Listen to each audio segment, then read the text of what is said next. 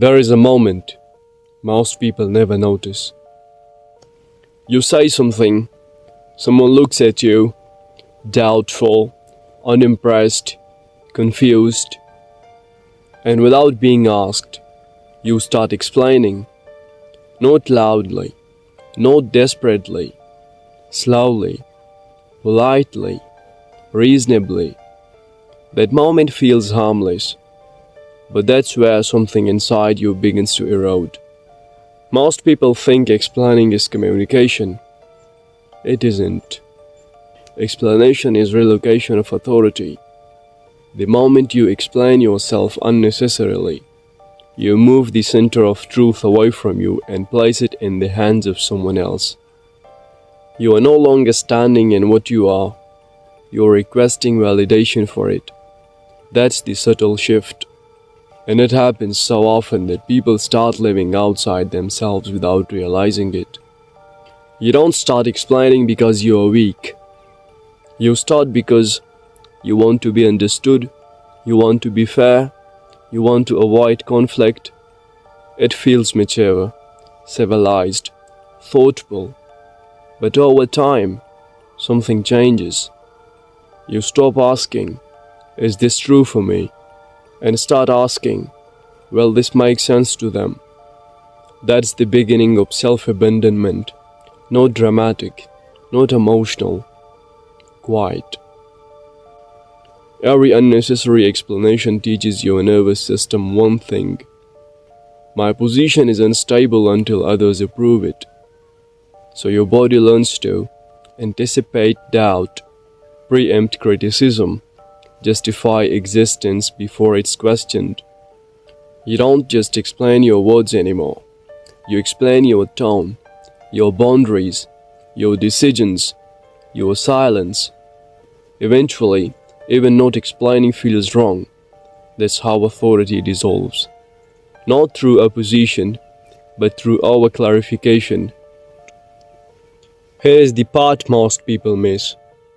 People don't demand explanations from confident individuals. They demand them from available ones. The more you explain, the more you signal, "You are entitled to evaluate me." So people start questioning casually, probing softly, testing lightly, not to challenge you, but to see how far your self-trust goes. And every time you answer when you don't need to, you lower the threshold for the next demand.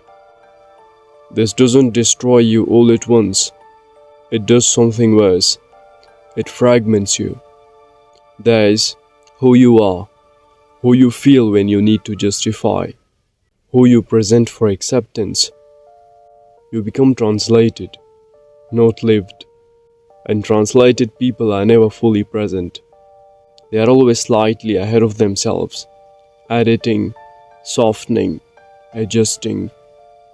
That constant internal movement creates exhaustion, not physical, existential. People misunderstand silence.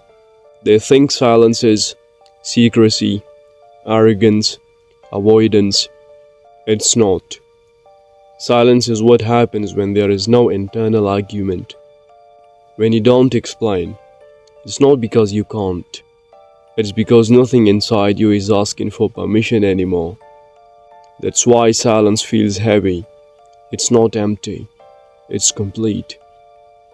There is a point where something changes. You stop explaining not as a tactic, but as a side effect of alignment. You don't think, "I won't explain." You think, "There is nothing to add."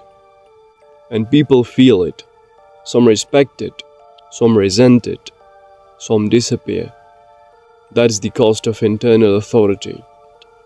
Most people lose themselves not by being attacked, but by slowly translating who they are into something acceptable.